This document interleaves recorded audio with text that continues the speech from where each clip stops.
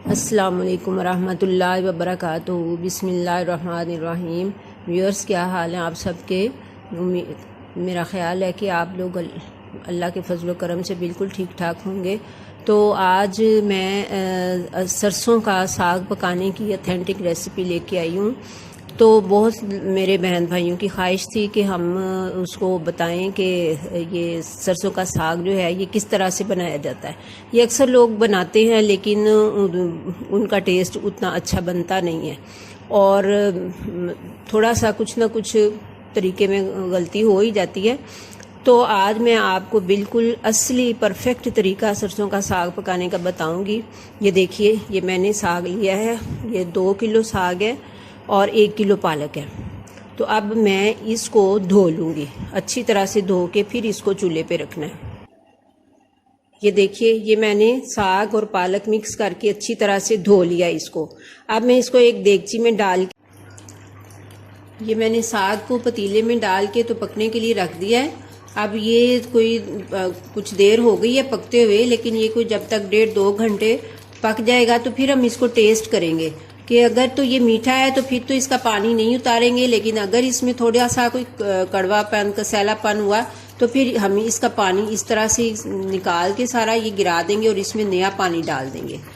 तो अगर साग मीठा हो तो फिर पानी उतारने की ज़रूरत नहीं होती है। लीजिए व्यूअर्स, अब साग का पानी उतारने की ज़रूरत पेश नहीं आई है, साग ठीक है। तो अब हम इसमें मिर्चें डाल रहे हैं। तो ये पहले मिर्चें नहीं ना डाली थी, मैंने आपको बताया था कि मिर्चें नहीं डालनी, सिर्फ नमक डालना है। अब मिर्चें डालनी है, कुटी मिर्च भी डालनी है और पिसी हुई मिर्च भी डालनी है और अपने अपने टेस्ट के मुताबिक डालनी है। इसके बाद फिर ये पकता रहेगा। आपने साग को पकाते हुए इस चीज़ का ध्यान रखना है कि साग को कम से कम 12 घंटे पकना चाहिए।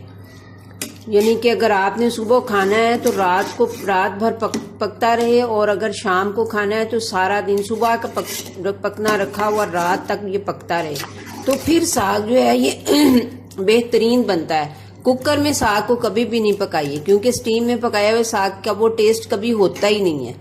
तो साग को अच्छा पकाने का तरीका यही होता है कि ये कम से कम 10-12 घंटे पकता रहे।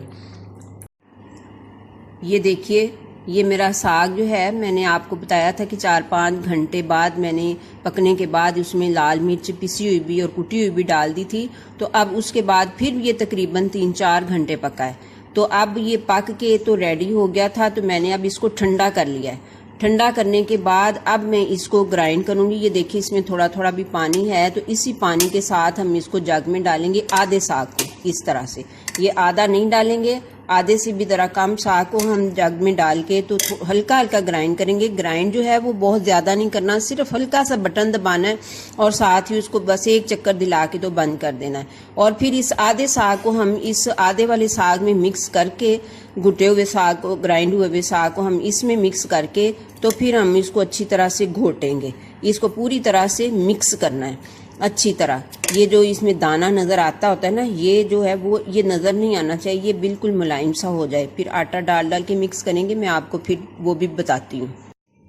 ये देखिए, ये मेरा साग है, ये ग्राइंड कर लिया मैंने, आधे से ज़रा कम साग को ग्राइंड किया। अब ये देखें, इसकी ये शक्ल हो गई मिक्स करके। अब इसके अंदर हम ये सब्ज़ मिर्चें जो हैं, ये मेरे पास इतनी मैंने सब्ज़ मिर्चें ली हैं, वो इनको ग्राइंड करके अब हम इसमें डाल देंगे और फिर इसको हम घोट लेंगे दोबारा से। इसको ऐसे ऐसे ऐसे करके तो इसको घोट लेंगे। अब ये हमारा साग जो है, इसमें अब हम आटा डाल के तो इसको घोटेंगे। सब्ज़ मिर्चें ग्राइंड करके डालनी है, अब इसको हम आटा डाल के तो घोटेंगे। ये देखिए, ये थोड़ा सा आटा इस तरह से फैला के अब इसको हमने इसमें अच्छी तरह से मिक्स करना है। तो ये ख्याल रखना है कि आटे की गुठलियाँ ना बने। इसको जल्दी जल्दी से घोटना अच्छे तरीके से, लेकिन आटे की गुठलियाँ नहीं बननी चाहिए। एक मुट्ठी पहले डाला है ना आटा, अब एक मुट्ठी और डाला है। तो अब इसको अच्छी तरह हम मिक्स करेंगे और इससे साग जो है वो ज़रा गाढ़ा भी हो जाएगा और मुलायम भी हो जाएगा। तो देखिए कि साग की रंगत अब देखिए कितनी अच्छी हो गई है। हरी कचूर जो सब्ज़ बिल्कुल साग होता है वो कभी भी अच्छे टेस्ट वाला साग नहीं होता है। साग पक पक के ये इस तरह से रंगत उसकी बदल जाए तो फिर इसका टेस्ट अच्छा होता है। और आटा डालते जाएं, और 2 दफा हमने आटा डाल दिया ना, साथ ही चूल्हे के ऊपर ये पकता भी रहे। और अब ये इसके बाद फिर हम कुछ देर इसको पकाएंगे, कोई आधा पौना घंटा ये पकता रहेगा, फिर हम इसमें तड़का लगाएंगे। जब साग में आटा डाल के तो चूल्हे पे रखना है, साथ साथ ये पकता रहेगा और साथ साथ आपने इसको इस तरह से घोटते भी रहना है। इससे वो सिर्फ पकने के लिए नहीं रख देना, बल्कि ये घोटते भी रहना साथ साथ, ताकि इसमें आटे की गुठलियां ना बने और साग भी अच्छी तरह से घुट जाएगा। फिर जब तक हमने तड़का लगाना है तब तक हमारा साग भी अच्छी तरह से घुटता जाएगा। ये नहीं कि मुसलसल थोड़ी थोड़ी वक्फे वक्फे से आप घोटें। अब ये मैंने अदरक लिया है, मेरा साग पक गया है, तो आटा डाल के जो पकाना था वो पक गया है। अब मैंने ये अदरक लिया, इसको कूट के तो मैं इसका तड़का लगाऊंगी। ये मैंने अदरक को कूट लिया है। अब मैं इसमें देसी घी या मक्खन डाल के, तो जो चीज़ भी आपके पास अवेलेबल हो तो उसका आप इसको ब्राउन, हल्का सा ब्राउन करके तो आप साग में डाल दें, और इसके साथ ही मक्खन डाल दें साग के अंदर। और अगर आप मक्खन डालते हैं तो ज़्यादा अच्छा बनता है साग, और अगर आप घी डालते हैं तो अच्छा तो बनता ही है, लेकिन मक्खन से ज़्यादा अच्छा बनता है। जो चीज़ भी आपके पास अवेलेबल हो बस आप उसी को यूज़ करें। ये मैंने अदरक का तड़का लगा लिया है। अब ये देसी घी में और मक्खन में, ये मेरे पास दोनों चीज़ें ही थी, मैंने कुछ मक्खन डाला, कुछ मैंने देसी घी डाला और ये उसका तड़का बना लिया। अब ये देखिए, ये इसका कलर आ गया इसका अदरक का। अब मैं इसको साग के अंदर डाल देती हूँ।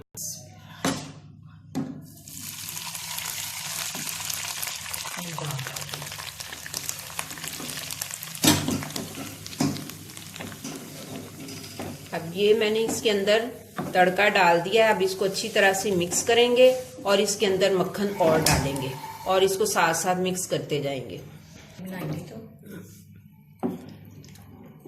तो ये आपने देखा कि मैंने खाली अदरक का तड़का लगाया इसमें। कुछ लोग इसमें लहसुन का तड़का लगाना पसंद करते हैं, तो जिसको लहसुन पसंद है वो लहसुन का तड़का लगाए, जिसको अदरक पसंद है वो अदरक का लगाए, और बाज लोग दोनों का ही लगाते हैं। तो मतलब ये अपना अपना टेस्ट है। हमारे यहाँ लहसुन का तड़का पसंद नहीं किया जाता, हम सिर्फ अदरक का ही लगाते हैं। तो तड़का जिसका जो टेस्ट है वो उसका लगा सकता है। अब हम साग का टेस्ट करेंगे कि साग कैसा बना है। इसमें आप अपने अपने हिसाब से घी या मक्खन जो भी आप डालना चाहें, जितना डालना चाहें उतना डालें। वैसे साग जो है ये ज़्यादा घी मक्खन वाला ही अच्छा लगता है। अब मैं इसका टेस्ट करके आपको बताती हूँ। बिस्मिल्लाह।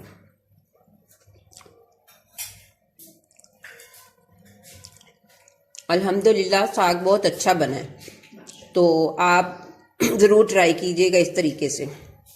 लीजिए, हमारा साग रेडी हो गया है। तो मैं नेक्स्ट वीडियो तक के लिए आपसे इजाज़त चाहती हूँ। अल्लाह हाफिज़। मैं उम्मीद करती हूँ कि आप इसको इस तरीके से बना के ज़रूर ट्राई करेंगे और आपको ज़रूर पसंद भी आएगा। तो अल्लाह हाफिज़।